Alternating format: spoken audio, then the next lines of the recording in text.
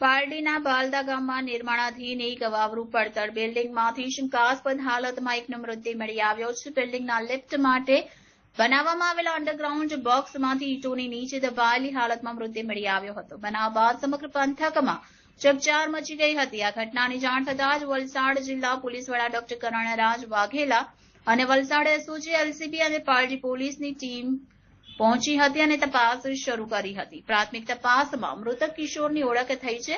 મૃતક કિશોર પારડી જીઆઈડીસીને અડીને આવેલ ઈશ્વરનગરના કૃષ્ણકુંજ એપાર્ટમેન્ટમાં રહેતા અતુલ યોગેન્દ્ર સેન નામના 17 વર્ષના કિશોર ધોરણ 9માં અભ્યાસ કરતો હોવાનું બહાર આવ્યું છે.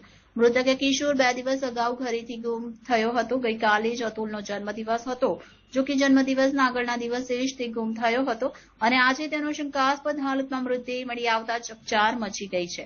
કાકા અને પિતા કિશોરને શોધવા નીકળ્યા હતા, જ્યાં વાવરૂ બિલ્ડિંગના લિફ્ટના પેસેજમાં ઈંટોની નીચે દબાયેલી હાલતમાં તેનો મૃતદેહ મળી આવ્યો હતો.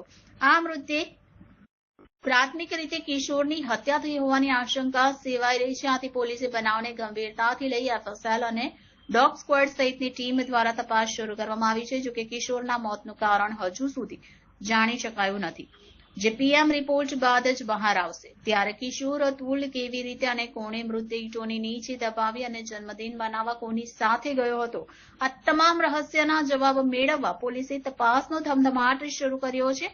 જિલ્લા પોલીસ વડા ડોક્ટર કરણરાજ વાઘેલાએ જણાવ્યું કે ઈંટો કિશોર પર પડેલી મળી આવતા પ્રાથમિક તપાસમાં અવાવરું બિલ્ડિંગ હોવાથી કોઈની સાથે આવેલ અને માથાકૂટ થઈ હોય એવી શક્યતા જણાઈ રહી છે. ત્યારે આ અંગે પારડી પોલીસ અને એલસીબી પોલીસે તપાસ હાથ ધરી છે. Reporter Rita Patel, city gold news, Valsad.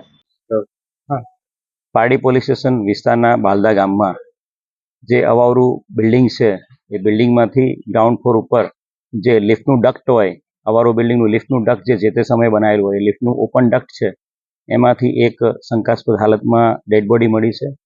જે ડેડ બોડી મળી છે એની આઈડેન્ટિટી થઈ ગઈ છે. એક માઇનોર છોકરો છે એની આ ડેડ બોડી છે. એના પિતા દ્વારા એની આઈડેન્ટિટી કન્ફર્મ કરવામાં આવી છે અને એફએસએલ અને ડોગ સ્ક્વોડ તમામ ટીમો બોલાવી લેવામાં આવી છે. DYSP, PI Pardi police station, PI crime branch SOG તમામ કાફલો ઘટના સ્થળે છે. એફએસએલની ટીમ દ્વારા તમામ તપાસ કર્યા બાદ બોડીનું પ્રોપર પોસ્ટમોર્ટમ કરવામાં આવશે અને જે પણ કારણ આવશે એના આધારે આગળ ગુનો દાખલ કરીને તજવીજ હાથ ધરવામાં આવશે. પ્રાથમિક જે લાગે છે એ પ્રમાણે એની પર બોડી પરથી ઈંટો એની પર મળેલી છે અને જે અવાવરું બિલ્ડિંગમાં છે એટલે કદાચ અવાવરું બિલ્ડિંગમાં કોઈની સાથે આવેલો હોય અને પછી કંઈક માથાકૂટ થઈ હોય એવું શક્યતાઓ જણાય છે. પણ આગળ ક્રાઇમ બ્રાન્ચ દ્વારા અને પારડી પોલીસ અને પીઆઈ દ્વારા તપાસ હાથ ધરવામાં આવી રહી છે.